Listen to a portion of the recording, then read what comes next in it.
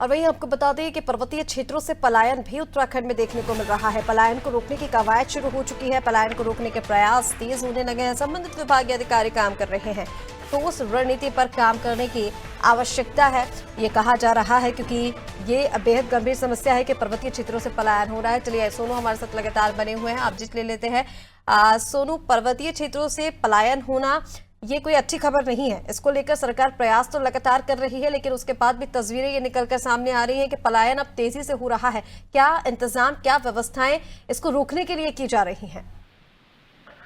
देखिए ऋषि, का एक बहुत गंभीर मामला है, खास तौर से चूंकि उत्तराखंड राज्य का जब गठन हुआ था साल 2000 में, उस वक्त इस अवधारणा को लेकर के राज्य के लिए उससे पहले से आंदोलन किया जा रहा था और तमाम लोगों ने राज्य निर्माण के लिए जो आंदोलन हुआ उसमें शहादत भी दी। उन्होंने सर्वोच्च अपना न्यौछावर किया। तो ऐसे में चूंकि अब जिस अवधारणा को लेकर के, पर्वतीय राज्य की अवधारणा को लेकर के इस राज्य का गठन हुआ था, संघर्ष भी हुआ था, आंदोलन हुए थे, तो ऐसे में अब पर्वतीय क्षेत्रों से पलायन होना ये बहुत गंभीर मामला है और सरकार के स्तर से प्रयास किए जा रहे हैं। लगातार पलायन आयोग की रिपोर्ट जो सरकार को सौंपी गई थी, उस आयोग के स्तर से भी कुछ सुझाव दिए गए थे। चूंकि मामला काफी गंभीर है, पर्वतीय क्षेत्रों के विकास से भी जुड़ा हुआ है और कुछ लोग, खासतौर से युवाओं की हम बात कर रहे हैं ऋषि का, जो पर्वतीय क्षेत्रों से मैदानी क्षेत्रों का रुख कर रहे हैं। तो यानी मैदानी क्षेत्रों में अब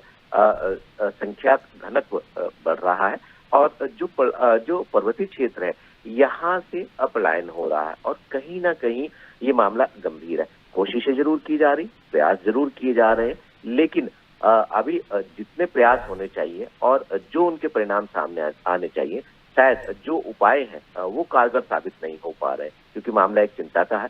ऐसे में जब आने वाले समय में परिसीमन होगा तो उस समय यहाँ की भौगोलिक परिस्थिति के आधार पर, यहाँ की जनसंख्या के आधार पर, और उससे पहले जो कि जनगणना भी होनी है, तो कहीं ना कहीं ये देखना होगा कि कैसे रिवर्स माइग्रेशन जो है वो किया जा सकता है। कैसे जो लोग पहाड़ छोड़ करके मैदानी क्षेत्रों में आ रहे हैं उनको पहाड़ में वापस कैसे भेजा जा सकता है और जो पहाड़ के कुछ क्षेत्र बंजर होते हुए नजर आ रहे हैं उनको फिर से कैसे आबाद किया जा सकता है।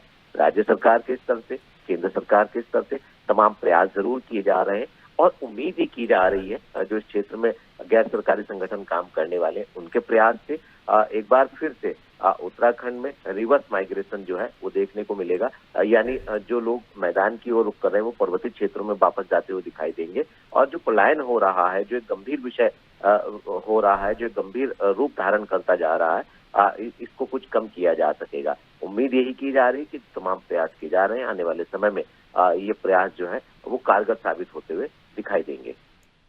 बिल्कुल सोनू, और उस तरफ सरकार की तरफ से विशेष ध्यान भी दिया जा रहा है कि कैसे लोगों का माइंड डाइवर्ट किया जाए और पलायन करने से उन्हें रोका जाए। फिलहाल तमाम जानकारी के लिए शुक्रिया, आप बने रहिए हमारे साथ। तो आपको बता दें, पलायन का सिलसिला लगातार जारी है। हालांकि सरकार की तरफ से प्रयास कि इस पलायन को किसी भी तरीके से रोका जाए।